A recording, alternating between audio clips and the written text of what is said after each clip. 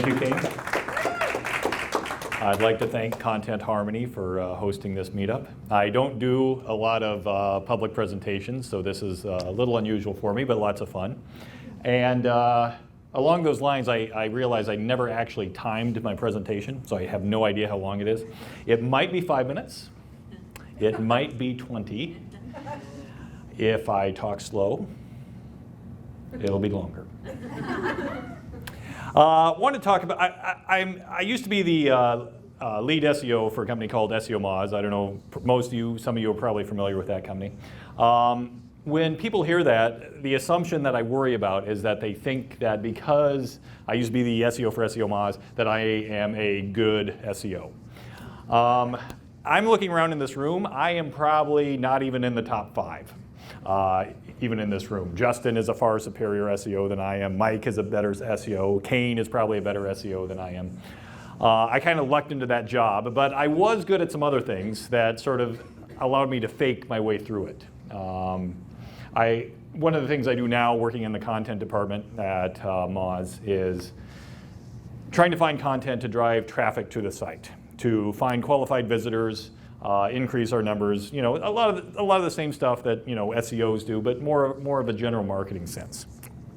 So I thought it'd be fun tonight if I talked about SEO, brilliant marketing, and brand. My boss, Rand Fishkin, in an interview he did, said, and it stuck with me.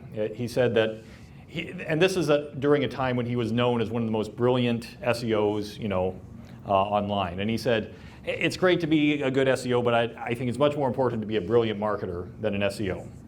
And he said that's back in like 2007. He said this like 5 or 6 years ago. And that served him well. And we have this big debate nowadays about whether it's better to be a purely technical SEO or whether it's part of something broader. I don't want to get into that debate. But what I do want to talk about is since my job is so much more than SEO and a little bit of this and that, I wanted to talk about SEO, brilliant marketing, and brand. And I was inspired by Steve Jobs during his speech. Has anybody ever seen the speech where he introduces the iPod? No, the iPhone. And he stands up there and he says, we're going to release 3 products today. We're going to release a web browser, a telephone, and a new iPod. A web browser, a telephone, and a new iPod. And then he reveals it's all the same thing. So we're going to talk about SEO, brilliant marketing, and brand. Is this That's the right thing. Gotcha. SEO, do my Steve Jobs. Brilliant marketing, brand. All in 20 minutes. You're going to learn everything you need to know. So we launched this new thing recently, and that kind of goes into that debate. We stopped being a pure SEO company. Now we're an inbound marketing company. But we still mostly do SEO. And it kind of leads into this debate about SEO and brilliant marketing. And like I said, one of my jobs, my main primary focus right now is to find content that resonates with our audience, is shared, becomes popular, and attracts new customers to our site. My speech is not linear. This is the myth of the pure SEO. There are a few technical SEOs out there. There's very few, though, that aren't involved in any form of marketing. And the reason I say this is that if you do any sort of link building through content, you are doing a form of marketing because you have to get people to link to that content. You have to, even if it's a simple act of writing a pitch letter, that's a type of marketing. And as long as you're going to be doing that marketing, it might as well be brilliant. I was looking up content strategies, and I see a lot of slides like this online sometimes. Your typical content strategy, and it's like a mind map, and it has different diagrams. And if I had to come to work every day and do something like this, I would be bored silly. This is another one I like, the content. And don't get me wrong, spreadsheets and keyword research, it's all very important. But it doesn't really, this isn't going to resonate with your audience. This is not going to make them jump up and down. These strategies and the content strategies and some of the books that are out there, they're missing one huge, really important thing. The most amazing shit ever. If you work for a better agency, a better SEO agency, a better marketing agency, or if you've ever watched Mad Men, this is the most important conversation you're ever going to have about your campaign. That conversation when you're all sitting around in a room trying to figure out what is the most amazing shit we could ever put out for this campaign, for this idea, this product, this brand. And it can take hours, it can take days, it can take weeks. And you're not going to find that in the spreadsheet, and you're not going to find it, on a flow chart. And this is the part that a lot of people miss. And I see so many people go straight from, you can tell the really bad content out there because it goes straight from spreadsheet to content, straight into WordPress. And it just looks horrible, and it doesn't resonate, it doesn't earn links, and it doesn't attract the kind of customer you want. So this is where I spend all of my time. In fact, I probably am negligent, not doing enough keyword research, not doing some of the other stuff that I should be doing because I just want to do stuff that's fun. So I ignore everything else, and sometimes they pay me to do it, and sometimes I get in trouble. So we talk about characteristics of linkable content in SEO a lot. I try not to think about linkable content. I try to expand that a little bit, think about marketable content and brandable content. Because to me, they're all interrelated. And if I think about just linkable content, I'm sort of only seeing half the picture. And I'm not really looking at the whole thing. This is my favorite book of the week. Some of you are probably familiar with this author, Jonah Berger. Why Things Catch On. He studies the science of contagion, as he calls it. And you can get this book on Amazon. It's a bestseller. It's got a million reviews. And I learned about this actually through some of the Distilled folks. He did a study of the New York Times most emailed list. And he took thousands of stories that went on the New York Times most emailed list, and he classified them into different buckets. And he studied what stories rose to the top. And I've read a few different studies online about what goes viral, what's contagious. And his is, in my opinion, one of the best that's out there. There's different ways. If you, the deck will be available afterwards. You can go to that link and get a copy of the PDF. It's free.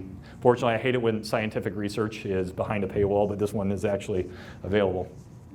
And there's different ways that you can slice and dice up his data. But there's 4 takeaways that I sort of get out of it. And those are the ones that I want to share and sort of talk about tonight. The first one is visibility. Can anybody tell me where Waldo is? I found him. Yes, Mike. No, okay. I'm lying.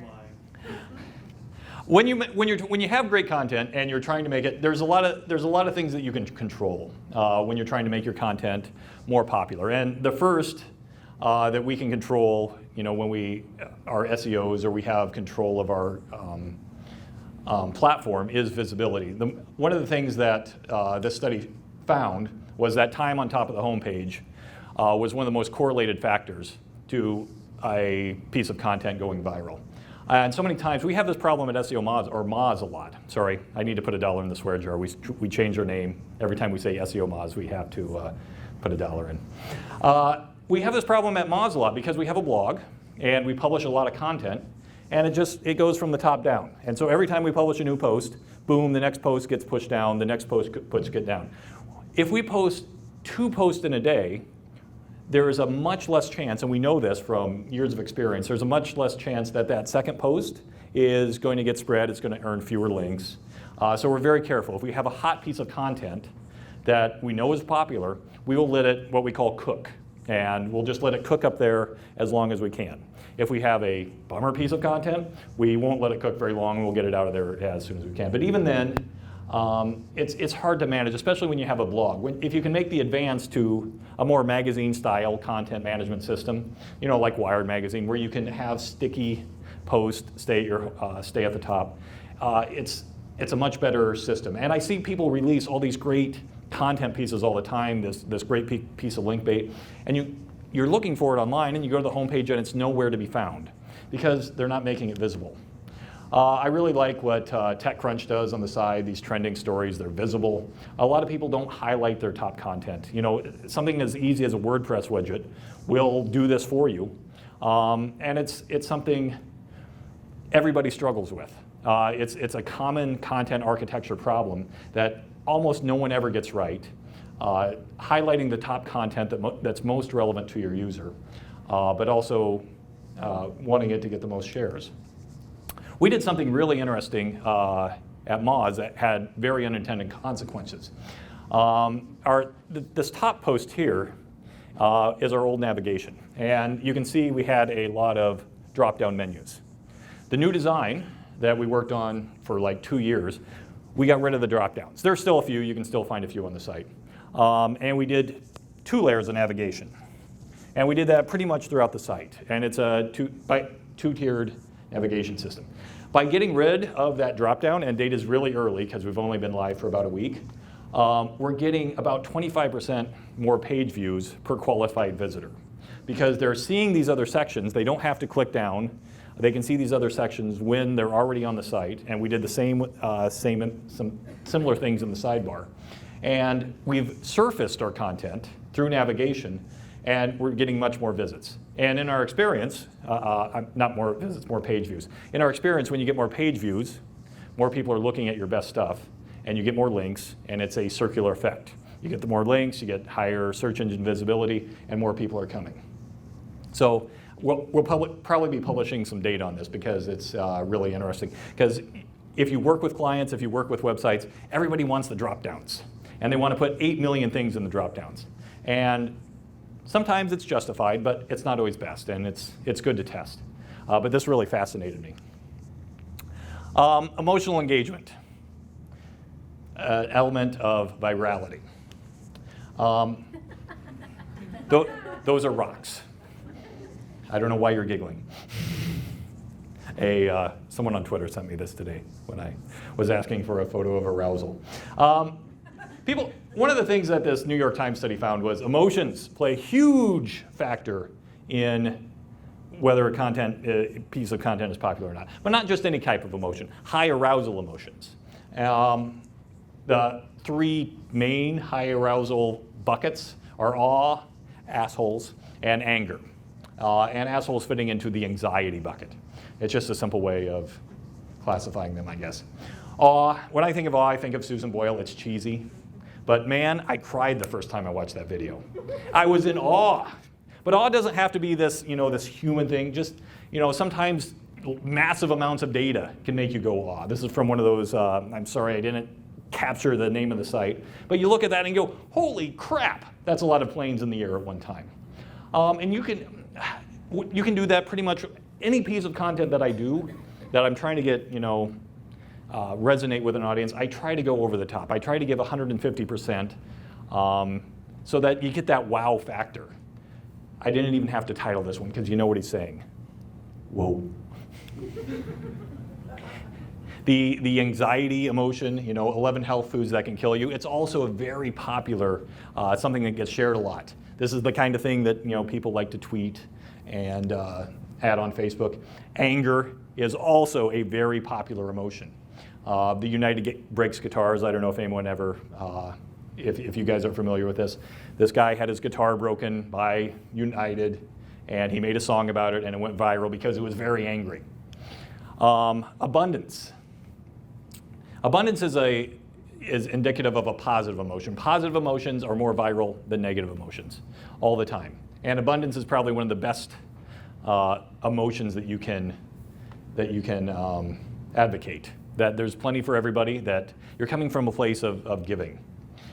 Low arousal emotions are sadness and whining. No one is linking to this little boy, and he is very sad. No one wants to spread this. No one wants to spread sadness or whining or these low sort of emotions that people try to do. Funny, Andy Rooney made a whole career out of it, and I love Andy Rooney. That's funny. Third is, there's 4 of these, by the way. I should have previewed that. Practical utility. We do a lot of this at Moz. I would say 90% of our posts at Moz have some sort of practical utility. How to do SEO, how to do certain crawlings. We have a lot of contributors in this room who contribute to this blog. But the mistake I see a lot of people make is practical utility. You can combine it with your other elements. You can combine it with emotion. You can combine it with awe by making your practical post absolutely the most fantastic thing you've ever seen by including all kinds of data, all sorts of things like that. And if you work with clients And if you're an SEO or you work with content in one form or another, this is probably the area we probably have the most control over, is perceived value. And I picked Don Draper up there because that's his area of specialty, perceived value. He will tell you what you're going to fall in love with.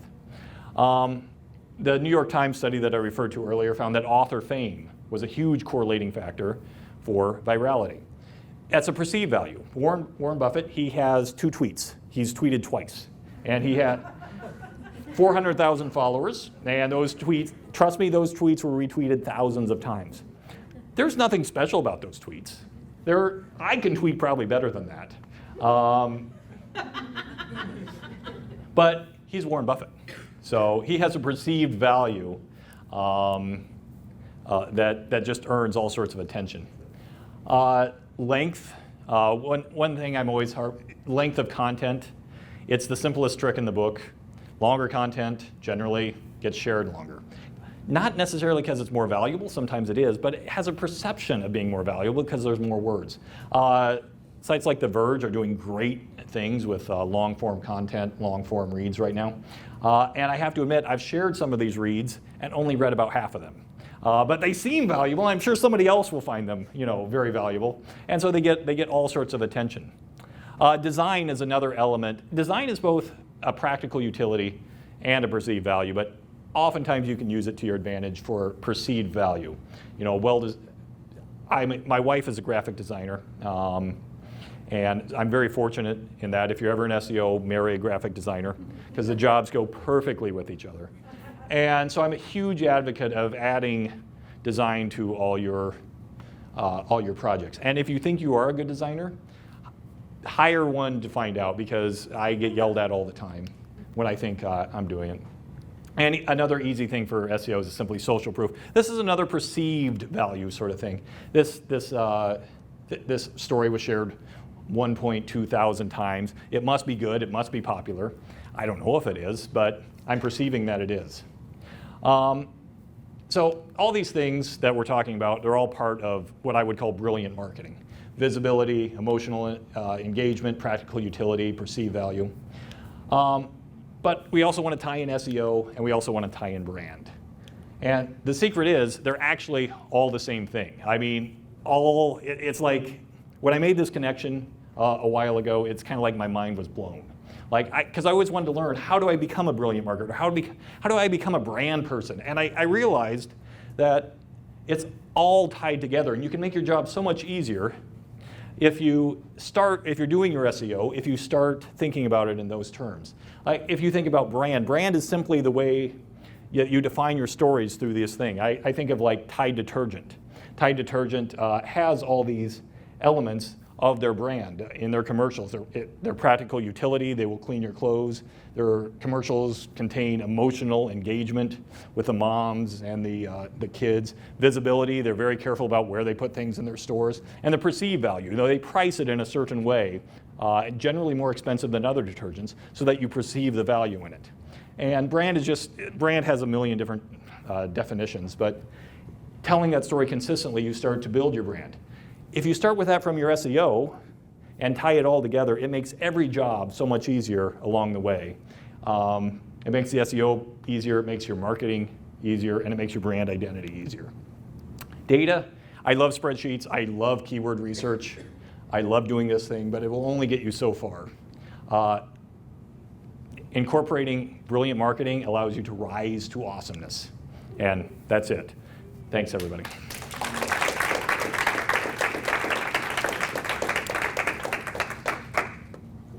All right, well, let's start it off. How did you guys measure the engagement on the 7 apps that you put in?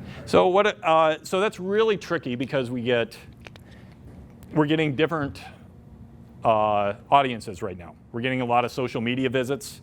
We bought a lot of advertisements, so you can't just go into Google Analytics and look. So you have to go into Google Analytics and try to find all the customers that are probably not there because they heard about this rebrand or something like that. So you're searching for non-branded organic search terms, new visitors, things like that, things that look like they're just searching the internet to find out something about SEO or landing on these pages, and then you're measuring the engagement from there. It's still a little wonky, but we're getting a pretty good idea. Yeah. Yes, Lauren. Mr. Cyrus, what's your take on, you were talking a bit about emotion and anger and being an asshole and Yes. all these things that get you arousal. I'm actually a pretty boring person. So what's your opinion on this trend of people using extreme titles and just these very Like content astronaut? okay, not that kind of title, but for blog posts, like using very aggressive or very like the ultimate. Like, can you speak a little more? Yeah, about that? yeah, and I've been guilty of that too. Anything that works eventually becomes a cliche, and then it becomes tiresome. So I think you always have, and things like that, the ultimate guide to ninja marketing. You start to see it. We're starting to see a little backlash. So you have to push the envelope and come up with the next authentic thing that also gains attention. I think our copywriters in the room, sometimes deal with this too. Finding that right, the better you get at it, I think you would agree, you can learn to turn those phrases that grab attention. And it's still a process I'm learning. Yes? You made a comment about length and perceived value. Yes. That's actually counter to what I've always thought, because I believe that people don't read. And so I think that that less words is more and Yes. English is better, that you've got to kind of figure out how to say your message, but like in the shortest number of words possible. So what did you mean by that? So there's a lot of correlation data out there, and if you're not familiar with it, it's where they take a lot of things that rank really high and have a lot of links to them and a lot of authority metrics, and they dissect them. And they dissect the ones that are ranking really well and the ones that aren't ranking really well. And they do that, tens of thousands of times across all sorts of data. And they find that longer content, just in general, correlates better with these metrics. And correlation is not causation, but that's where we're getting the data from. But as a marketer, what do Yeah. you think? As a marketer, I've seen my boss publish posts that are very short and just do awesome. As long as, if you're hitting those emotional triggers, there's probably better ways to do it than just pure length. But pure length is sometimes a good hammer if you don't have any other tools. But as a marketer, you want to. It's probably not a necessary tool if you want to hit those emotional triggers and really resonate. So better marketing does not mean longer marketing. Yes.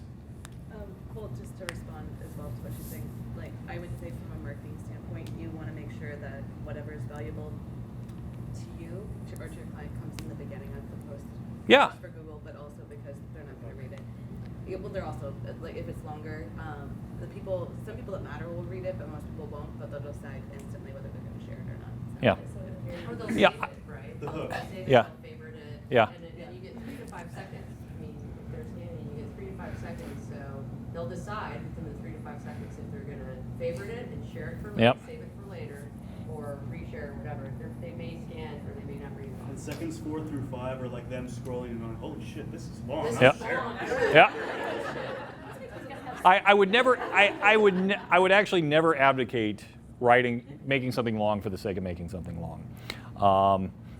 Our friend Mike has a guide to Excel that is a monster. You can scroll all day on it. It took me a long time to write. Yeah, but it's justified. It's justified. Sometimes, and because it's a great resource. Sometimes what I'm liking to do now, like we have this thing called the Beginner's Guide to SEO, is break up that content into different chapters. And I think you can also, that has an SEO benefit to it too, because you have more landing pages and things like It that. depends on the industry too. Like if it's a heavily educational industry like SEO, maybe they're more interested in the long stuff. But then what about like I Perez Hilton is never going to work on that site. right, like Yeah. they resonate more with maybe visuals, right? Yep. I write for a video game blog, and it seems like images Yes. work better. Where Right. I wrote this beautifully researched stuff, and it hardly gets shared. But then my pictures of hot pinup girls get shared a Yeah. million times. Forget the length. It was just an example of perceived value. Yes. You partially answered my question because I write for one of my music websites is Pop Dose, and we'll do album rankings or some kind of topic like 10 essential jazz albums that you need to have. So does it make sense then to break that up? Because I just did one that has so many videos and embeds that it takes forever to load. I'm like, should I have done that one page per album? And if I did that, should I have my number one be the last slide or the first slide? I don't know. Whatever's best for your audience. I mean, there are some sites that try to manipulate things by having you scroll through, and every page loads a new ad, and that's just horrible for user experience. So whatever you would like to most see as a user works for you. If I'm going to shoot myself in the foot, either SEO wise, Yeah. or do people not click through to the third, fourth, fifth Yeah. page? Another thing my boss says is empathy. Is your greatest skill as a marketer. If you think about what your visitor wants and needs and can understand that and put that on the page, you win every time. Justin. So I was curious, I really like the idea of brand and all the different types of holistic marketing coming together, and I agree with that. And SEO Moz has kind of doubled, tripled in the last 1 to 3 years. So I'm curious, what problems have you run into, and how have you solved them as your marketing has become more verticalized in terms of channels? When your brand people are sitting somewhere else than your social people or your content people, what kind of challenges have you run into finding a bridge between all those, and how have you kind of solved them? Well, I want to qualify that to say I don't think we've done a very good job. So I think we're running into, we've always tried to be all things to all people, and it's hard because we're not, and we don't know how to. We've done a pretty bad job, and as we step into Moz, I think we're starting to figure that out. But it's truthfully, I think it's going to reorganize everything we do. I'm just curious because I had the same struggle when I worked in house when the content team was wanting to make a Yeah. drive that might be different than the product team or the branding Yeah. team. How did you handle it? Not very well. To be honest, I mean, most of the time was just spent trying to evangelize and Yeah. trying to get everyone on board, but I don't think that we got to the place where we're actually moving in step before I left. Mm-hmm. This is something I was sort of talking with Mike a little earlier, and about the idea of getting things done and achieving your goals, and him saying it's all in the art of saying, I think what you really want is X. I understand you want A, but I think to achieve our goals you really want X, and doing that in a way that doesn't make you the a-hole. I haven't figured that out yet. Yeah. Sorry for using the word a-hole so many times tonight. At least you didn't say butthole. Butthole! We have really strict branding requirements at Moz, and I was a little worried about, I didn't mind using the word asshole or have big phallic rocks in my slide, but I didn't want to put Roger on any of those slides because that dilutes the brand. So, yeah. Okay, well, thank you, everyone.